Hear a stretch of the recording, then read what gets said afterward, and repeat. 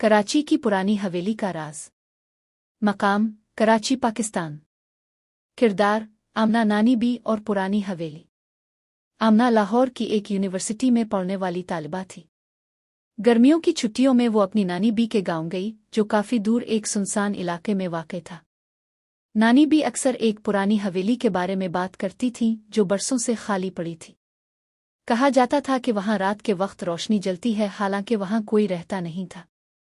एक रात आमना ने अपनी नानी बी से पूछा, ये हवेली इतनी खतरनाक क्यों है? लोग वहां क्यों नहीं जाते? नानी बी ने आहिस्ता आवाज में कहा, बेटा, वहां काला इल्म किया गया था। एक औरत थी ज़हरा, जिसने अपने शौहर को काबू में रखने के लिए जिन्नात से मुआहदा किया था, मगर उसका काला इल्म उसी पर उलट गया। इसके मरने के बाद से इसकी रूह और जिन्नात इस हवेली को छोड़ने को तैयार नहीं। आमना को तजस्सुस हुआ। अगली शाम वो छप कर इस हवेली में चली गई। अंधेरा छा चुका था और हवेली के अंदर की फिजा अजीब हद तक ठंडी थी। अचानक एक दरवाज़ा खुद ब खुद बंद हो गया। आमना ने पलट कर देखा, एक साया उसके पीछे खड़ा था, लंबा काला।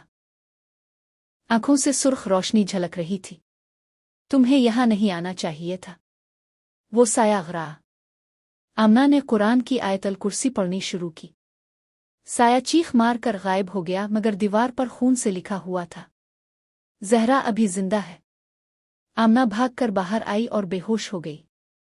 जब वो होश में आई, नानी बी ने इसे पानी पिलाया और सर पर हाथ फेरा। बेटा, कुछ दरवाजे सिर्फ बंद रखने के लिए होते हैं।